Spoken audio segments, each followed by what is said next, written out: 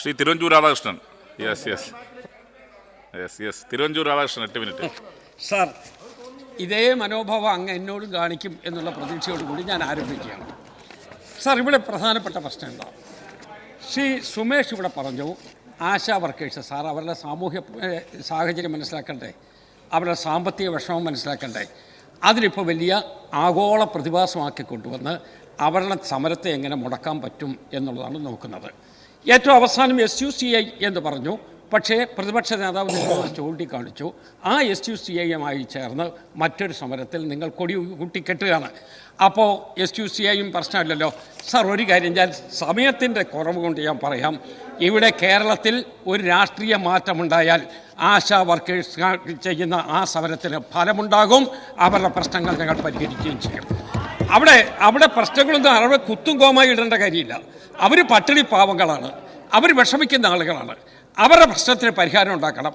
ആ കണ്ണീരൊപ്പുന്നതിനകത്ത് ഈ ചെങ്കൊടി ഉണ്ടോ എന്നുള്ളതാണ് ഞങ്ങൾ നോക്കിയിരിക്കുന്നത്. നിങ്ങൾ ആ ചെങ്കൊടി ഇല്ല എന്ന് പറയുകയാണ്. ഞാനതുകൊണ്ട് അതിനെ തടസ്സപ്പെടുത്തുന്നില്ല. അത് മതി. ഞാൻ അങ്ങയോടൊപ്പം നിൽക്കുകയാണ്. ഞാൻ അങ്ങേ കേൾക്കോ, അങ്ങേരിപ്പോൾ സാധാരണ നമ്മൾ അരിത്തമാറ്റിക്സ് എഴുതുമ്പോൾ അതിൻ്റെ വഴി ശരിയാണോ എന്ന് നോക്കുന്നത് പോലെയല്ലേ ഉള്ളൂ. അത് വേണ്ട. ഞാൻ അങ്ങയോടൊപ്പം നിൽക്കുകയാണ്. അങ്ങ് മനസ്സിൽ കമ്മ്യൂണിസ്റ്റ് ആണ് എന്നെനിക്കറിയാം. മനസ്സിൽ കമ്മ്യൂണിസ്റ്റ് അല്ലാത്ത പല ആളുകളും ഉണ്ട് എന്നുള്ളത് കൊണ്ട് മാത്രമാണ് ഞാൻ അങ്ങയോട് ഇത് പറയാൻ കാരണം. സാർ, ഇപ്പോൾ കമ്മ്യൂണിസ്റ്റ് പ്രസ്ഥാനത്തിന് പറ്റിയിരിക്കുന്നൊരു പ്രശ്നം, അത് മധ്യ മേഖലയിൽ നിൽക്കുന്ന ഒരു സാഹചര്യങ്ങളുമായിട്ട് അതൊക്കെ നീങ്ങാണ്. തൊഴിലാളി വർഗത്തിൽ നിന്ന് മാറി സാവകാശം മധ്യവർഗത്തിലേക്ക് ഇത് പോവുകയാണ്. അവിടെയാണ് നിങ്ങൾ ലോ എന്ന് പറയണം എന്ന് ഞങ്ങൾ അപേക്ഷിക്കുന്നത്. പറയേണ്ടത് നിങ്ങളാണ്, ഞങ്ങളല്ല പറയേണ്ടത്. അത് ശരിയല്ല. അതുകൊണ്ട് പഴയതുപോലെ തന്നെ തൊഴിലാളികളുടെ വികാരത്തോടും തൊഴിലാളികളുടെ കാര്യത്തോടും ഒരുമിച്ച് നിൽക്കണം എന്ന് പഴയ കമ്മ്യൂണിസ്റ്റായി നിങ്ങൾ വരണം എന്ന് തന്നെയാണ് ഞങ്ങൾ പ്രതീക്ഷിക്കുന്നത്. സാർ, ഇവിടെ നേരത്തെ ഇവിടെ പറഞ്ഞു, ഇവിടെ നമ്മളുടെ പ്രസാദ് അദ്ദേഹം ഇവിടെ ഇല്ല. സാറ്, നമ്മളുടെ ഗ്രാവ് പാടത്ത് നെല്ലെടുക്കുന്നതിന് വേണ്ടി പാവപ്പെട്ട കർഷകർ അവിടെ സമരം നടത്തിക്കൊണ്ടിരിക്കുകയാണ്.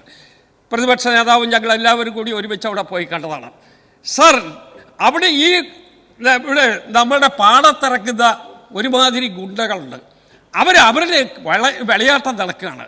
അതുകൊണ്ട് എന്തായി, ഇപ്പോൾ ഇവിടെ നെല്ലെടുക്കാൻ നിവൃത്തിയില്ല, അവരിപ്പോൾ സമരത്തിലാണ്. നമ്മൾ ഈ സംസാരിക്കുന്ന നിമിഷത്തിലും ആ പാവപ്പെട്ട ആളുകൾ സമരത്തിലാണ്. അതിന് കാരണം എന്താ? 18 കിലോ കിഴിവ് വേണം എന്ന് ഈ ഉടമകൾ പറയുകയാണ്. സാർ, അത് ശരിയാണോ? ഇവിടെ ഭരിക്കുന്ന ഒരു ഇടതുപക്ഷ ഗവൺമെൻറ് ആണെന്നല്ല പറയുന്നത്, കമ്മ്യൂണിസ്റ്റ് ആദർശമാണ് എന്നല്ല പറയുന്നത്. വിളവുൽപ്പാദിപ്പിക്കുന്ന പാവപ്പെട്ട കർഷകരോട് നിങ്ങൾ ആഭിമുഖ്യം കാണിക്കണ്ടേ? അവരുടെ പ്രശ്നങ്ങൾ പരിഹരിക്കുന്നതിന് അവരോടൊപ്പം നിൽക്കട്ടെ. സാർ, രാവിലെ മുതൽ പാടി ഓഫീസറുടെ പണിക്കൽ അവർ കാത്തിരിക്കുകയാണ്. എന്നിട്ടും അതിനൊരു പ്രയോജനം ഉണ്ടാകുന്നില്ല. അതിനും നിങ്ങളൊരു ഇടതുപക്ഷ മുഖം കാണിക്കണം എന്ന് ഞാൻ അഭ്യർത്ഥിക്കുകയാണ്.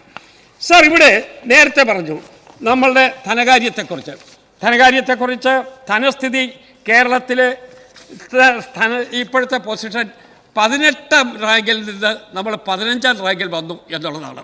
സാർ, നീതി ആയോഗിൻ്റെ കണക്കാണ്. ആ കണക്കാണ് ഞാൻ കാണിക്കുന്നത്. അങ്ങിപ്പോൾ ഇവിടെ സൂചിപ്പിച്ചല്ലോ, നീതി ആയോഗിനെ കുറിച്ച് നമ്മുടെ സ്ഥിതി വളരെ ദയനീയമാണ്. നമ്മളുടെ മുഖം നല്ല ഗംഭീരമാണ് എന്ന് നമ്മൾ പരസ്പരം പറഞ്ഞിട്ട് കാര്യമില്ല. നമ്മൾ സാമ്പത്തികമായി വളരെ വിഷമത്തിലാണ്. സാർ, നമ്മളുടെ ധനകാര്യ വകുപ്പ് മന്ത്രി അദ്ദേഹം കഴിഞ്ഞ പ്രാവശ്യം ഞാൻ സംസാരിച്ചപ്പോൾ ഞാൻ പറഞ്ഞു, ഈ അനുവദിച്ച തുക മുഴുവൻ കൊടുത്തിട്ടില്ല, അതിനകത്ത് പെശകുണ്ട് എന്ന് പറഞ്ഞു. ഞാൻ അതിനകത്ത് അങ്ങയുടെ ഒരു ചോദ്യത്തിലുള്ള മറുപടി ഞാനിവിടെ വായിച്ചു. അങ്ങ് വളരെ ശക്തിയോടുകൂടി നിഷേധിച്ചു. ആ നിഷേധം നിലനിൽക്കുമ്പോഴാണ് സാർ ഇവിടെ പറയുന്നു 79% എക്സ്പെൻഡിച്ചർ ഉണ്ടായി എന്ന് അങ്ങ് പറയുകയും അങ്ങയുടെ നേതൃത്വത്തിലുള്ള പ്ലാനിംഗ് ബോർഡ് അത് 55% എന്ന് തിരുത്തുകയും ചെയ്തിരിക്കുകയാണ്. സാർ, നിയമസഭയെ അങ്ങനെ തെറ്റിദ്ധരിപ്പിക്കാമോ? നിയമസഭയിൽ അങ്ങ് വളരെ കൃത്യമായി കണക്കുകൾ പറയേണ്ട ആളല്ലേ? അതുകൊണ്ട് ഇവിടെ പറയുന്ന 79% ചെലവുകൾ വന്നു എന്താ പറയുക, എക്സ്പെൻഡിച്ചർ. പക്ഷേ വന്നിരിക്കുന്നത് ഡേറ്റ 55% എന്നുള്ളതാണ്. സാർ, അങ്ങ് ഈ കണക്കിനെങ്കിലും തിരുത്തണം എന്ന് ഞാൻ അഭ്യർത്ഥിക്കുകയാണ്. സാർ, അപ്പോൾ നമ്മളിപ്പോഴത്തെ സ്ഥിതി, ഇവിടെ പൊതുക്കടവും ബാധ്യതകളും വളരെ വർദ്ധിച്ചു എന്നുള്ള യാഥാർത്ഥ്യമല്ലേ? CNAG പറയുന്നത് എന്താ? CNAG പറയുന്നത് 4.15 ലക്ഷം കോടി രൂപ നമ്മളുടെ കടം പെരുകിയിരിക്കുകയാണ്. CNAG പറയുന്നത് പരിധിക്ക് പുറത്താണ് നമ്മൾ നിൽക്കുന്നത് എന്ന് പറയുന്നത്. സാർ, കേരളം എങ്ങോട്ടാണ് പോകുന്നത്? കേരളത്തിൻ്റെ ഇന്നത്തെ അവസ്ഥ വെച്ച് നമ്മൾ കൂടുതൽ കൂപ്പുകുത്താൻ പോവുകയാണ്. അപ്പം നേരെ ഞങ്ങളോട് ചോദിക്കും, ഈ കൂപ്പുകുത്തുന്നതിൽ കൈയടിക്കാൻ വേണ്ടിയാണോ ഈ പ്രതിപക്ഷം പറയുന്നത് എന്നൊക്കെ ചോദിക്കും. അതല്ല, നിങ്ങൾ നന്നാകാൻ വേണ്ടിയ ഞങ്ങളുടെ വിമർശനം. പക്ഷെ നന്നാകുകയില്ല എന്നൊരു വാശിയിൽ നിങ്ങൾ നിൽക്കുന്നത് കൊണ്ട് അത് ആവർത്തിക്കേണ്ടി വരുന്നു എന്ന് മാത്രമേ ഉള്ളൂ. സാർ, നമ്മളുടെ സംസ്ഥാനത്ത് ഇപ്പോൾ ഉണ്ടായിരിക്കുന്ന സ്ഥിതി, നമ്മൾ ഇവിടെ നേരത്തെ നിങ്ങൾക്കെല്ലാവർക്കും അറിയാം, രാജീവ് ചന്ദ്രശേഖരൻ ഇവിടെ BJPയുടെ പ്രസിഡൻ്റായി. സാർ, രാജീവ് ചന്ദ്രശേഖരൻ്റെ കേരള രാഷ്ട്രീയത്തിലെ ഉദയത്തെ ഏറ്റവും കൂടുതൽ ആഹ്ലാദത്തോടു കൂടി പറഞ്ഞ അന്നത്തെ LDF കൺവീനറാണ് നമ്മളുടെ EP ജയരാജൻ. അദ്ദേഹം പറഞ്ഞത് രാജീവ് ചന്ദ്രശേഖരൻ്റെ സ്ഥാനാർത്ഥിത്വത്തെ വളരെ നല്ലത്, നല്ല സ്ഥാനാർത്ഥി എന്ന് അദ്ദേഹത്തിൻ്റെ സർട്ടിഫിക്കറ്റുണ്ട്. ഇത് ആണ് വളരെ നല്ലത് എന്ന് അദ്ദേഹത്തിൻ്റെ സർട്ടിഫിക്കറ്റുണ്ട്. കാരണത്തെക്കുറിച്ച് അതൊരു വിശദീകരണം ഉണ്ടായി. ഞാൻ പക്ഷേ ആ കാരണം ഇവിടെ പരസ്യമായിട്ട് പറയുന്നില്ല. അതുകൊണ്ട് നിങ്ങൾ ഈ ചെയ്തുകൊണ്ടിരിക്കുന്ന പ്രവർത്തനമൊക്കെ ഈ നാട്ടിലെ ജനങ്ങളൊക്കെ കാണുന്നുണ്ട്. പൂച്ച കണ്ണടച്ച് പാല് കുടിക്കുന്നത് പോലെ ഇത് നിങ്ങൾക്ക് കണ്ണടച്ച് പാല് കുടിക്കാൻ പറ്റുന്ന സംസ്ഥാനമല്ല കേരളം എന്ന് ഓർമ്മിപ്പിക്കാൻ ഞാൻ ആഗ്രഹിക്കുകയാണ്. സാർ, ഇവിടെ പദ്ധതി വിഹിതം വെട്ടിച്ചുരുക്കാനായി 31/8/2024 ധനവകുപ്പ് ഇറക്കിയ ഒരു ഉത്തരവിനെ കുറിച്ച് ഞാൻ അങ്ങയോട് ചോദിച്ചിരുന്നു. സാറ്, അത് എതിർത്തോ? എല്ലാ കാര്യങ്ങളും എനിക്കറിയാം, അതുകൊണ്ട് ഞാൻ എതിർക്കുന്നു എന്ന് ഒരു മൂമെൻറ്റ് അങ്ങ് ഇവിടെ പറഞ്ഞു.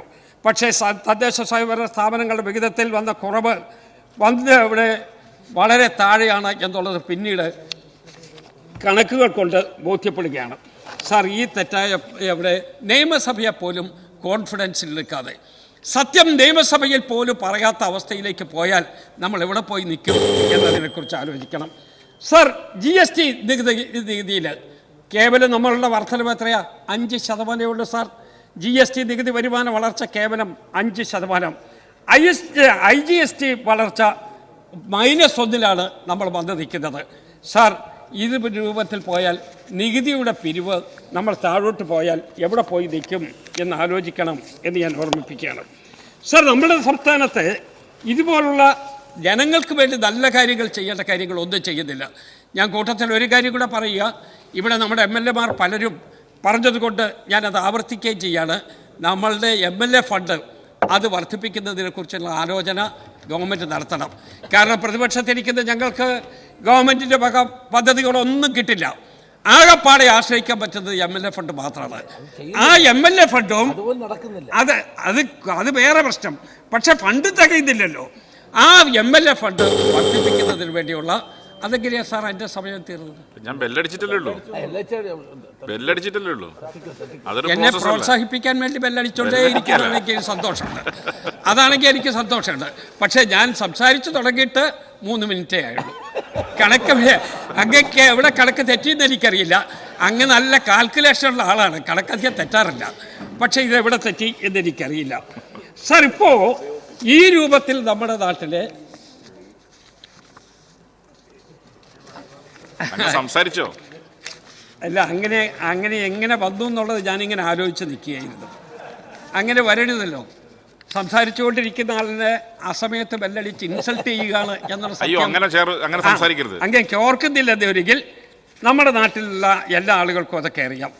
അതുകൊണ്ട് ദയവായിട്ട് അങ്ങ് അത് ചെയ്യരുത്, അത് ശരിയല്ല. എങ്ങനെയാ? അല്ല, അങ്ങനെ ചെയ്യാമോ? സാധാരണ നിലയിൽ വരുമാന വർധനവും ചെലവ് ചുരുക്കൽ സംബന്ധിച്ച നടപടികൾ ഉണ്ടാകും എന്ന് പറഞ്ഞ മുഖ്യമന്ത്രിയുടെ 300 നോട്ടീസ് അവിടെ സ്റ്റേറ്റ്മെൻറ്റിനകത്തുണ്ടായിരുന്നു. അതിനുശേഷമാണ് ഈ 50% കട്ട് ചെയ്യുന്നതിന് വേണ്ടിയുള്ള തീരുമാനം എടുത്തത്. ആ 50% കട്ട് ചെയ്യുന്നതിന് വേണ്ടി നിയോഗിച്ച കമ്മിറ്റിയിൽ ചീഫ് സെക്രട്ടറി കൂടി ഉണ്ടായിരുന്നു, വകുപ്പിലെ പ്രിൻസിപ്പൽ സെക്രട്ടറിമാരുണ്ടായിരുന്നു. അതിനുശേഷം ഈ ഡിപ്പാർട്ട്മെൻറ്റുകളിൽ ഇത് കുറയ്ക്കുന്നതിന് വേണ്ടി ഡിപ്പാർട്ട്മെൻറ്റ് അധ്യക്ഷന്മാരെ ചുമതലപ്പെടുത്തിക്കൊണ്ട് ഇതേ ഉത്തരവിൻ്റെ 2ാം ഭാഗമായിട്ടുണ്ട്. അപ്പോൾ അങ്ങിവിടെ പറഞ്ഞത് യാഥാർത്ഥ്യമല്ല എന്നുള്ളത് നിൽക്കുകയല്ലേ? അതുകൊണ്ട് നമ്മളുടെ നാട്ടിലെ വികസന പ്രവർത്തനത്തെ മുന്നോട്ട് കൊണ്ടുപോകുന്നതിന് പ്രാപ്തമായ രൂപത്തിലേക്ക് ഈ കാര്യങ്ങൾ മുന്നോട്ട് കൊണ്ടുപോകാൻ കഴിയണം എന്ന് മാത്രമേ എനിക്ക് അഭ്യർത്ഥിക്കാനുള്ളൂ. ഈ ഗവൺമെൻറ് ചെയ്തുകൊണ്ടിരിക്കുന്ന ഒത്തിരി തെറ്റായ പ്രവർത്തനമുണ്ട്. ഞാനതൊന്നും ആവർത്തിച്ച് പറയുന്നില്ല, കാരണം ഇവിടെ രാഷ്ട്രീയമായിട്ടുള്ള വിമർശനങ്ങൾ ഒത്തിരി നടന്നതുകൊണ്ട് ഞാൻ അതിനെക്കുറിച്ചൊന്നും പറയുന്നില്ല. ഇത് പ്രതിപക്ഷത്തോടുള്ള വൈരുദ്ധ്യാതന ബുദ്ധിയോടുകൂടിയുള്ള ഒരു വിമർശനം അതുണ്ടാകരുത്. സാർ, ഒരു കാര്യം കൂടി ഞാൻ പറയാം.